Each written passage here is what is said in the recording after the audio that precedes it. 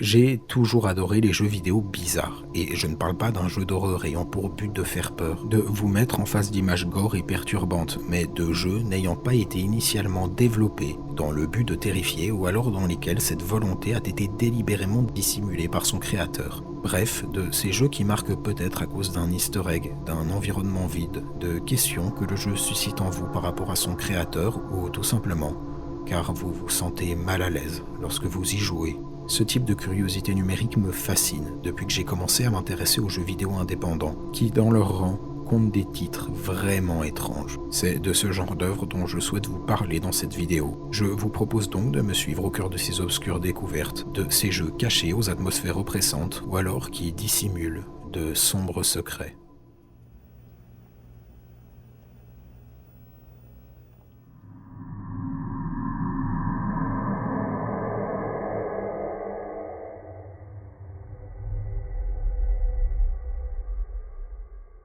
Station.exe, c'est un jeu bizarre provenant de 4chan qui aurait été créé aux alentours de 2013. Sa première mention apparaît sur le board X de la plateforme, lorsqu'un utilisateur anonyme affirme l'avoir trouvé dans une exposition technologique. Il le décrit comme un jeu vraiment étrange en 3D et il partagera aussi sous son post un lien de téléchargement. À partir de là, les internautes purent découvrir sa fameuse étrangeté.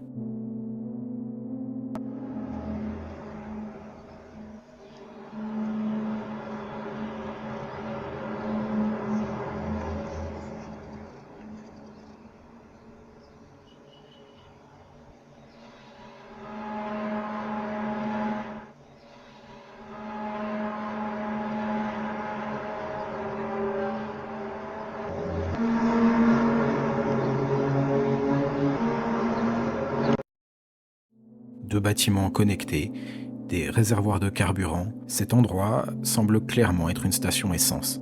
C'est pratiquement tout ce qui se trouve dans le jeu. Vous pourrez explorer chaque pan de la map, mais vous ne trouverez absolument rien d'intéressant, même si parfois vous pourrez tout de même tomber sur d'autres éléments bizarres, comme ce ponton suspendu au-dessus de ce vide abyssal, qui aurait certainement dû être une étendue d'eau, mais surtout, ces têtes flottantes, qui composent l'unique source de danger du jeu.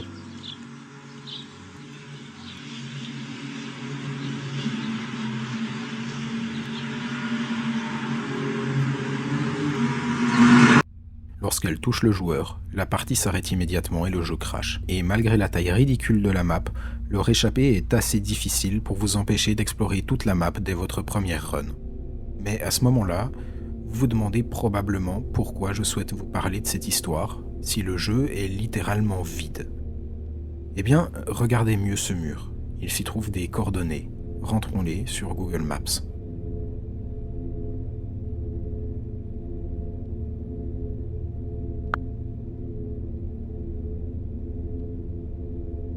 Ce n'est pas un hasard. Un petit complexe de 2 bâtiments, construit aux abords d'une mine de diamants en Russie, mais aussi un petit complexe perdu au bord des côtes d'un lac sur lequel est suspendu un ponton. C'est clairement le lieu dont le jeu est inspiré. Ceci dit, la station est abandonnée depuis 2014 et si vous essayez, comme certains internautes, de vous y rendre, vous serez juste intercepté par des militaires. Un autre utilisateur affirmera ensuite avoir trouvé un lien caché dans le dump mémoire du jeu après l'avoir lancé. Cette pratique consiste en quelque sorte à faire une photographie de vos données et fichiers en l'état, vous permettant alors ici d'accéder à des données apparaissant dans le jeu uniquement une fois ce dernier lancé. Et une fois l'URL tapée, nous pouvions voir 3 autres liens, intitulés Zone 1, 2 et 3, mais chacun d'entre eux amenait à un message d'erreur expliquant que le serveur se devait de vérifier votre identité avant de vous laisser pénétrer au cœur du site. Mais vous connaissez 4chan.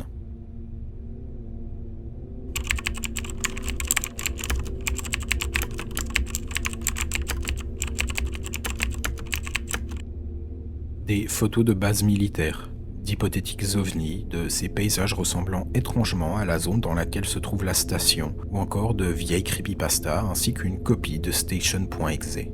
Qu'est-ce que ça fout là ? Eh bien, le détenteur du domaine affirmera ne pas avoir de lien avec la création du jeu malgré qu'une de ses copies soit stockée. Il s'agirait selon lui juste d'un hébergeur d'images qu'il souhaiterait garder, mais ça soulève une question évidente. Si ce n'est pas son jeu, alors pourquoi le lien de son site se trouvait dans le dump mémoire de Station.exe ? La vérité, c'est qu'on n'en sait rien. Il affirmait qu'il avait découvert le jeu sur le post originel l'ayant partagé pour la première fois et qu'il avait fait le choix de le garder. Reparlons-en d'ailleurs de ce post originel, car l'OP lui aussi affirmera fermement que ce jeu ne venait pas de lui, et ce alors que ses données avaient été modifiées 2 heures seulement avant son post sur 4chan. Il déclara qu'il l'avait immédiatement posté et qu'il ne savait rien de ce que son hypothétique vendeur en avait fait juste avant. Le jeu Station.exe est aujourd'hui souvent considéré comme une ARG encore non résolue, s'il s'agissait bien de ça. Un mystère qui fut en proie aussi à de nombreuses désinformations qui cherchaient à ajouter du contenu autour du jeu, mais qui en vérité ne s'y seraient jamais trouvés, comme cette nouvelle localisation amenant à ce lieu complètement perdu au milieu de la nature. Mais tout ça reste vraiment étrange. Station.exe conserve cette atmosphère vraiment particulière et très vide, et son vrai mystère réside dans le savoir même du créateur. Quelles étaient ses intentions, et surtout comment a-t-il pu aussi bien représenter un endroit protégé par la Russie? Et donc plus simplement, que sait-il à propos de cette station?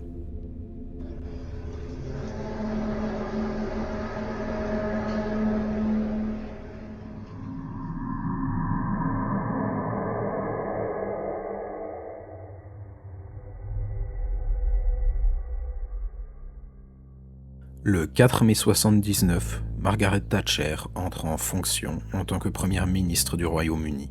Sa politique instaurera directement une sorte de chasse aux sorcières par rapport aux objets culturels considérés à l'époque comme violents, ce qui touchera évidemment le jeu vidéo, qui n'en était qu'à ses débuts. Disons que certains jeux ont vraiment été à la base de violentes paniques morales, amplifiées par l'influence des médias britanniques de l'époque. C'est le contexte, en 1987, dans lequel sort Soft and Cuddly, Douceur et câlin, si traduit en français, un jeu développé par un développeur indépendant du nom de John George Jones.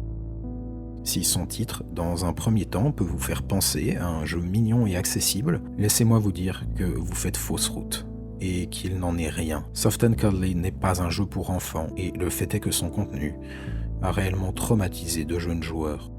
Imaginez que vous avez environ 6 ou 7 ans et que vous venez de mettre la main sur un ZX Spectrum, votre premier ordinateur. Il est également venu avec quelques jeux, et vous choisissez donc une cassette appelée Soft and Cuddly. Ça semble être un bon point de départ, parce que vous êtes trop jeune pour comprendre que parfois les choses sont nommées ironiquement. Après une éternité, la bande termine de se charger, et on vous présente ceci.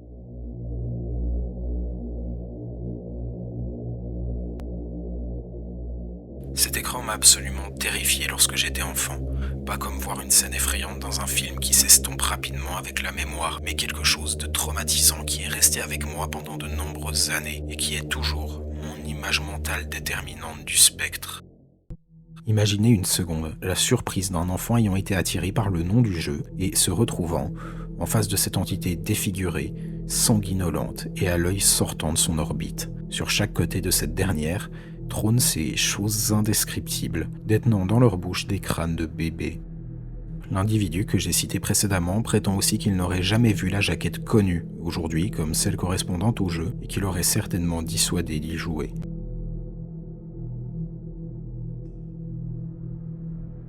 Mais en vérité, cette image n'a jamais été créée pour Soft and Cuddly. Il s'agissait là d'une œuvre de Tim White, un artiste de science-fiction surréaliste. L'image a même été utilisée pour la réédition d'un ouvrage de Lovecraft. Soft and Cuddly sait faire peur, et ce sans le moindre screamer. Ses visuels sont marquants, même si au-delà de ça, le jeu ne l'est pas particulièrement, le gameplay est relativement conventionnel, et il s'agit d'un platformer d'horreur assez linéaire, dans lequel vous devez récupérer les morceaux de votre mère qui a été démembrée. De plus, le jeu tombe apparemment dans une extrême frustrante et assez peu ergonomique dans son ensemble. Ne mettons pas de côté, par contre, les moultes entités à l'apparence étrange que vous pourrez être amené à croiser qui sont vraiment très efficaces, surtout à une époque où ce genre de figure horrifique n'était pas encore massivement présente dans les jeux vidéo et où ce style d'horreur reprenant des styles graphiques enfantins n'avait pas la popularité qu'elle peut avoir aujourd'hui. Le développeur de Soft and Cuddly appréciait d'ailleurs réellement les théories insensées qui tournaient à l'égard de son jeu, qui indiquaient aux joueurs, par exemple, à son lancement, de retrouver des clés durant son aventure, ce qui était absolument impossible à réaliser étant donné qu'aucune clé ne se trouvait dans le jeu. Et malgré qu'il puisse s'agir là d'une erreur, L'aspect bizarre de son propre jeu amusait beaucoup John Jones. Il semblait dans l'ensemble s'agir d'un individu un peu edgy, jouant une sorte de personnage, qui aurait d'ailleurs affirmé dans une interview que Mozart et Shakespeare étaient en gros à chier, qu'il en était à sa 3e vie, et que Soft and Cuddly était le meilleur jeu jamais créé. Rien que ça. Ce cas est surtout intéressant car le jeu est sorti au Royaume-Uni pendant l'ère Thatcher, ce qui le hissa rapidement grâce ou à cause de son caractère perturbant et excessivement gore de manière gratuite, au niveau d'un objet de contre-culture important au même titre que les fanzines particulièrement sarcastiques qui sortaient à la même époque. Ce livre de Jared Kobeck le décrivait par exemple comme un manifeste punk fluorescent qui semblait surtout choqué à cause de sa déconnexion et de son opposition totale par rapport aux produits culturels qui étaient mis en avant sous le gouvernement Thatcher. Soft and Cuddly est un jeu bizarre, presque trop mystérieux pour qu'on puisse réellement l'apprécier, et probablement raté, certes, mais je trouve qu'il est un témoignage provoquant à l'apparence grotesque d'une époque culturellement très particulière, ce qui le rend vraiment intéressant à analyser. Mais un témoignage qui, à cause de son titre ironique, s'est retrouvé entre les mains du mauvais public.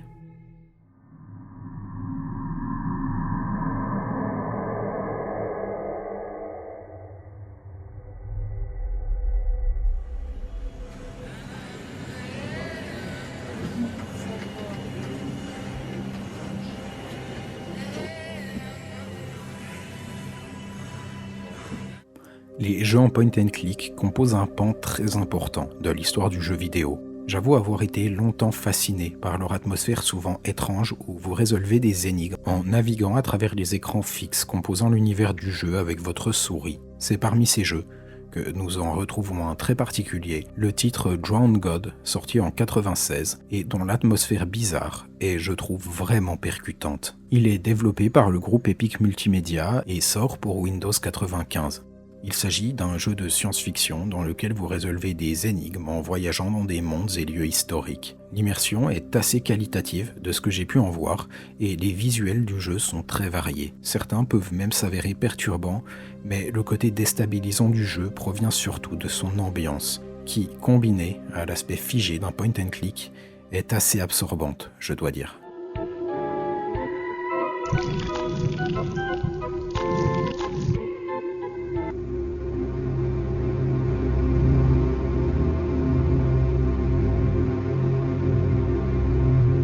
The Man in the Iron Mask.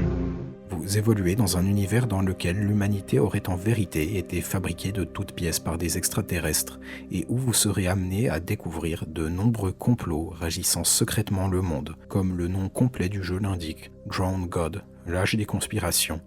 L'intention des créateurs du jeu était vraiment d'en faire une œuvre à part entière dont les secrets dissimulés ci et là et dont les décors immersifs vous tiendraient en haleine tout au long du gameplay. Ces graphismes désuets, typiques des débuts de la 3D, peuvent parfois faire se sentir mal à l'aise dans ces environnements, surtout que certaines interactions restent profondément aléatoires.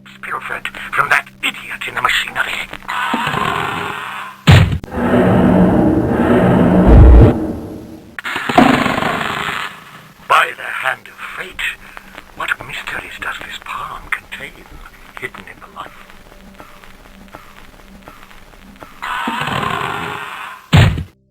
On est clairement à cheval entre le délire surréaliste et le jeu à énigmes. On sent lorsqu'on regarde le jeu que quelque chose nous échappe et que nous sommes bien loin d'imaginer tout ce qu'il souhaite réellement nous dire.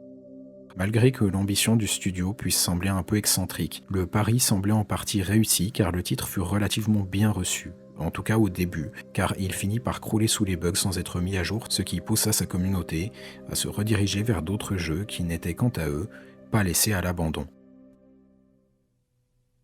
The objective of the game is to regain these 4 lost artifacts.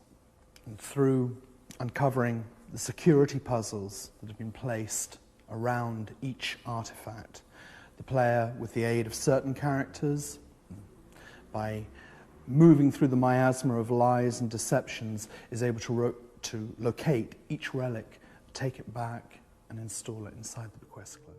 Voici Harry Horse, l'homme à qui nous devons Drowned God, originellement basé sur un manuscrit écrit par un poète partageant son nom de naissance, Richard Horne, Et si j'attire l'attention sur cet individu, c'est car il est au cœur d'un mystère particulièrement obscur.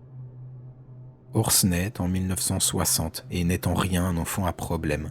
En grandissant, il se révélera être un homme assez polyvalent, puisqu'il ne travailla pas uniquement sur le jeu vidéo Drowned God, mais aussi sur des livres pour enfants, et il fut même le chanteur d'un groupe de musique. Mais si quelque chose a bien semblé suivre Harry tout au long de sa vie, c'est qu'il était assez instable mentalement, qu'il était passionné de théories du complot bizarres et qu'il possédait un certain intérêt pour l'ésotérisme, ce qui se retranscrit évidemment en permanence dans Drowned God. Certains passages sont vraiment bizarres et on peut tout de même être amené à se poser quelques questions concernant l'état psychique de son créateur qui, selon certaines personnes avec qui il eut travaillé, pouvait être amené à s'énerver brutalement et avait de la peine ensuite à gérer ce genre de situation.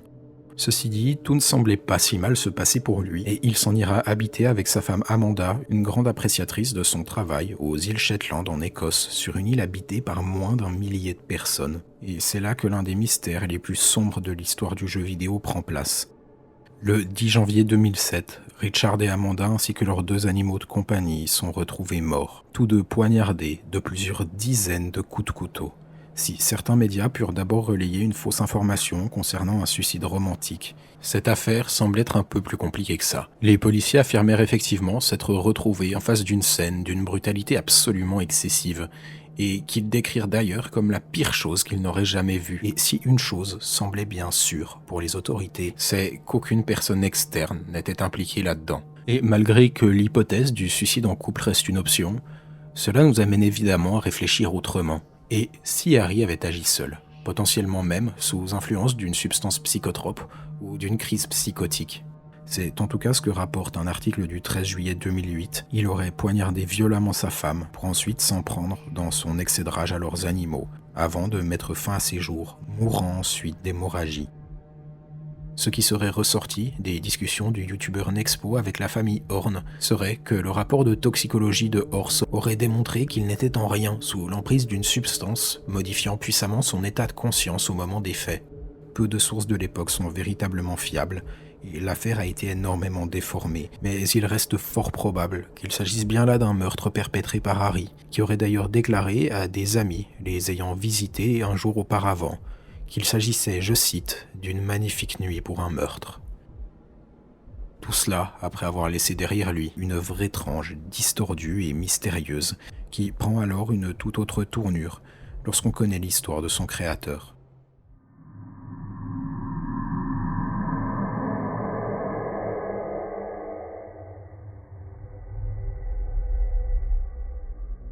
Il y a maintenant 8 ans, un utilisateur du nom de Waves poste sur le subreddit Creepy Gaming. Il dépeint le portrait d'un jeu obscur, Shine, qui serait sorti dans les années 90. Et dans un commentaire lié au post, il en dévoilera plus sur son rapport au jeu. Il se rappelle l'avoir trouvé dans une boîte de CD-ROM que lui avait ramené sa sœur. Il était particulièrement difficile et ses énigmes vraiment tordues. Mais surtout, l'atmosphère de Shine était bizarre, vraiment très bizarre.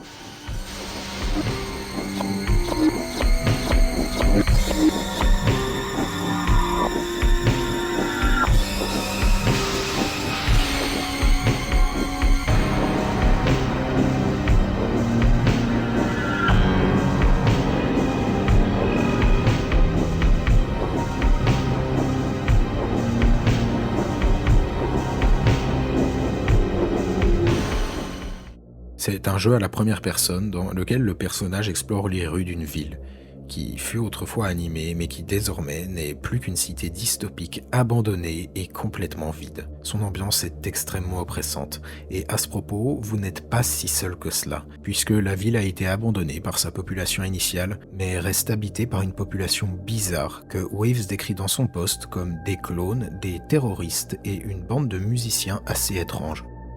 Pour ce qui est des lieux explorables, ils ne sont pas plus rassurants, leur architecture est perturbante et leurs intérieurs réellement étouffants.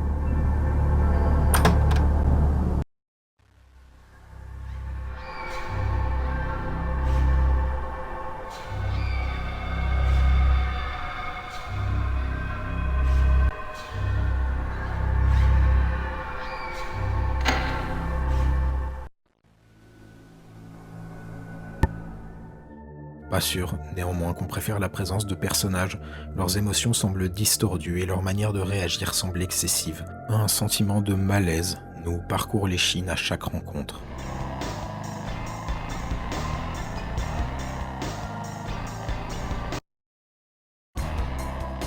Also du schon wieder, Süßer.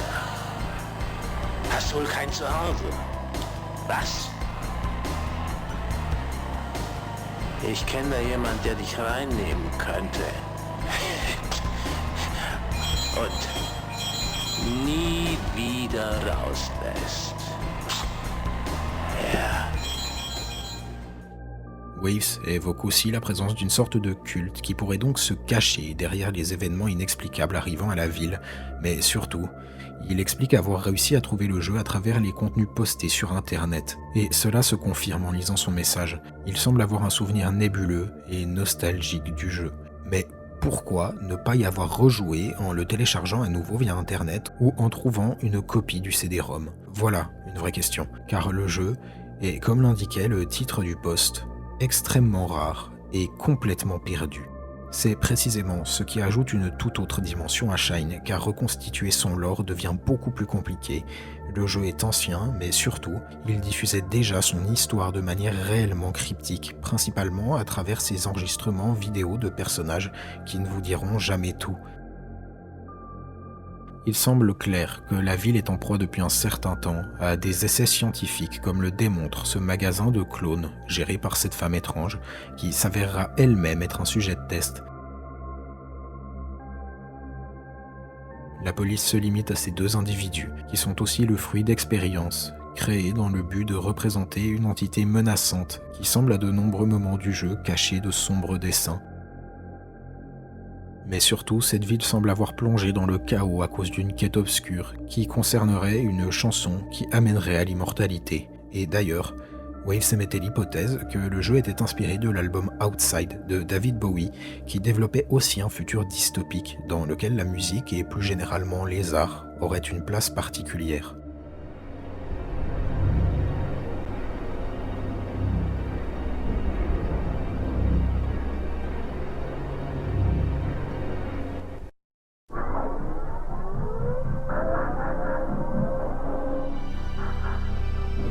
Mein Lieber, wie geht es dir denn heute?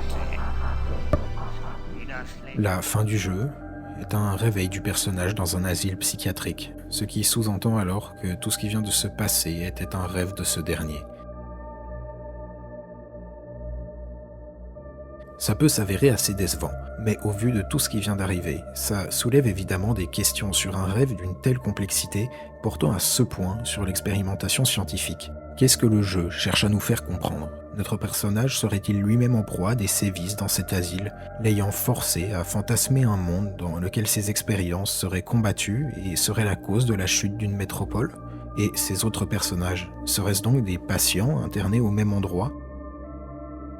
C'est dans cette myriade de questions que réside le mystère de Shine, et disons que le jeu étant si cryptique et rare, il est très peu probable que nous ayons des réponses à ces questions. Il s'agit d'un jeu obscur au sens littéral du terme, un jeu caché dont les questions sur son lore ne seront certainement jamais élucidées, un jeu si caché que très peu de personnes présentes sur internet ont pu y jouer et qui manquera donc toujours de théories et d'expériences pour essayer de le comprendre.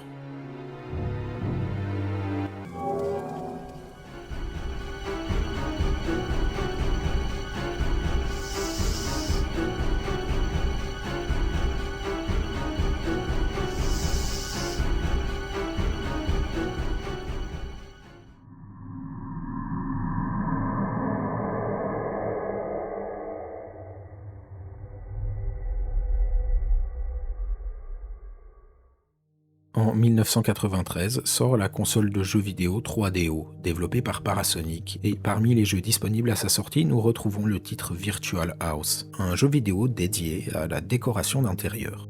Le jeu date et ses environnements sont donc peu complexes, c'était les débuts de la 3D et évidemment le but n'était en rien là de faire peur.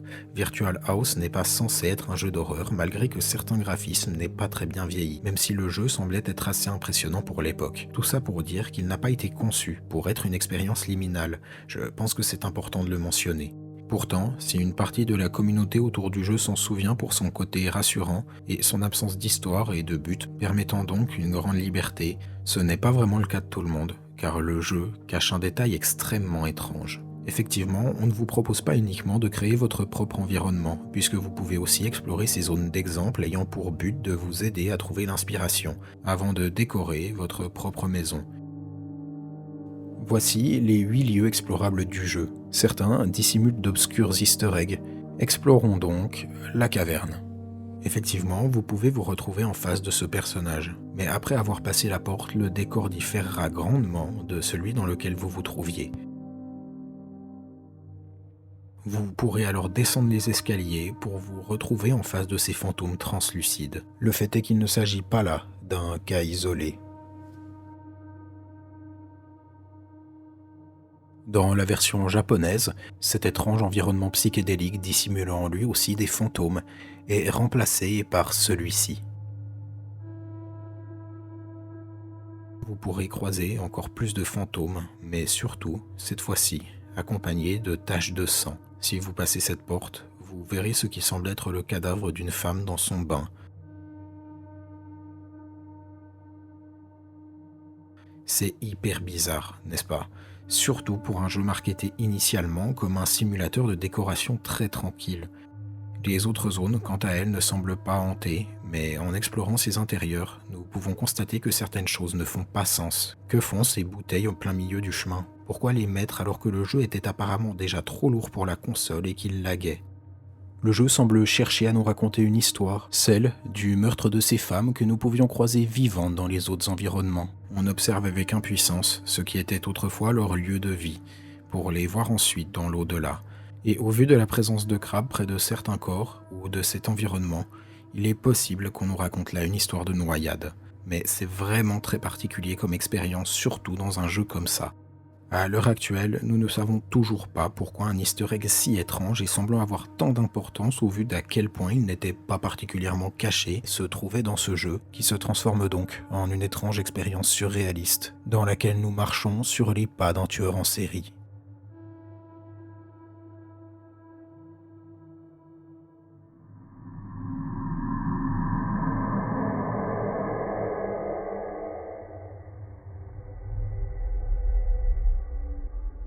Qui n'a jamais entendu parler de la rumeur sur Pokémon Rouge et Bleu selon laquelle Mew se cacherait sous ce camion, ou alors des clones maudits de jeux existants comme Sonic.exe. Le côté interactif d'un jeu prêtera toujours à ce genre de théories étranges. Les questions que l'on se pose seront plus prenantes que devant beaucoup d'autres objets culturels, et afin de donner du sens à notre exploration du jeu, nous essaierons souvent d'imaginer des mystères encore irrésolus dans ce dernier, ou des easter eggs non découverts. On fantasme le fait que notre run serait plus intéressante que celle des autres joueurs, et nous essayons d'en faire quelque chose de spécial.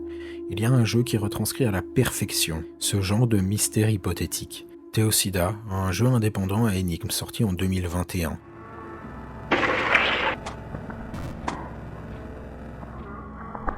Vous explorez ce microcosme peuplé d'entités ésotériques et de cauchemars érotiques étranges. Ses graphismes sont assez dérangeants et son atmosphère est absolument maîtrisée, même si le jeu peut paraître relativement classique en apparence. Il est, de ce que j'ai pu en lire, très bon et propose pas mal de mécaniques expérimentales poussées. Ça peut paraître bizarre de prendre ce genre de jeu, qui plus est récent, pour illustrer l'importance des légendes urbaines dans le jeu vidéo. Mais le fait est que Teosida, au-delà d'être cryptique dans son histoire, est rempli d'easter eggs bizarres et d'énigmes excessivement difficiles, encore discutées pour certaines sur les forums en ligne, à la manière du camion de Mew dans les cours d'école. Bonjour, je voulais poster ce message ici car je n'ai rien trouvé en ligne à ce sujet. Je jouais à un jeu appelé Teosida et j'ai mis le jeu en pause pendant un moment avant de manger le dîner. Quand je suis revenu, immédiatement après avoir débloqué le jeu, l'écran a clignoté et a montré des photos de 5 enfants différents avec un code QR au milieu avant de disparaître. C'est arrivé si vite que je n'ai pas pu faire de capture d'écran. Je voulais savoir si cela était arrivé à quelqu'un d'autre qui jouait au jeu. Et je voulais aussi le mentionner pour que quelqu'un d'autre qui a le jeu puisse recréer l'easter egg et en prendre une photo. Ce commentaire n'est en rien un cas isolé. La plupart des internautes parlant aujourd'hui de Teosida le font souvent dans le but de montrer les événements étranges et déstabilisants qui leur parvinrent durant leur aventure. Par exemple, vous vous retrouverez à un moment du jeu dans cette pièce, mais il y a une faible chance qu'elle ne ressemble pas à ça, mais à ça.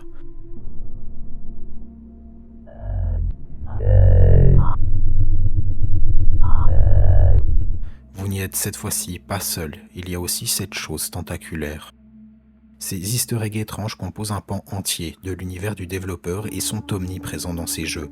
Il est même tout à fait possible que l'ensemble de ces événements cryptiques et cachés délimitent en vérité une seconde lecture du jeu et des indications qui viendraient compléter son lore de manière codée à la manière d'une ARG. Mais disons que ce n'est pas ce qui m'a le plus impressionné dans Theocida. Il existe dans le jeu une porte fermée, nécessitant la résolution d'une énigme si complexe qu'elle alimenta durant un long moment de nombreuses rumeurs autour du jeu et d'une potentielle addition d'un lore caché dont tous les secrets se trouveraient derrière cette simple porte. En vérité, tout ce dont vous avez besoin se trouve dans la pièce. Ce n'est pas une énigme qui vous force à reparcourir tout le jeu pour en venir à bout. Pourtant, elle ne fut résolue que bien après sa sortie à cause de sa difficulté extrême, amenant les joueurs à spéculer sur de nombreux aspects du jeu. Surtout qu'une fois ouverte, eh bien, elle vous amène en face de ce texte crypté qui, lui aussi, mit un certain temps avant d'être complètement compris, ce qui révélera alors la phrase « La matriarche nous prévient que le patriarche a des alliés. Ils vénèrent quelque chose qu'ils appellent à la fois Dieu et diable. Ils cherchent à effacer le travail de nos mères. » C'est toujours aussi bizarre, n'est-ce pas ? J'ai grandi avec les rumeurs comme Herobrine cherchant à ajouter une dimension à un jeu, ce qui fait de mon rapport à Theocida quelque chose d'étonnamment nostalgique. J'apprécie ce jeu et je souhaitais donc terminer ce sujet sur cette histoire un peu plus simple.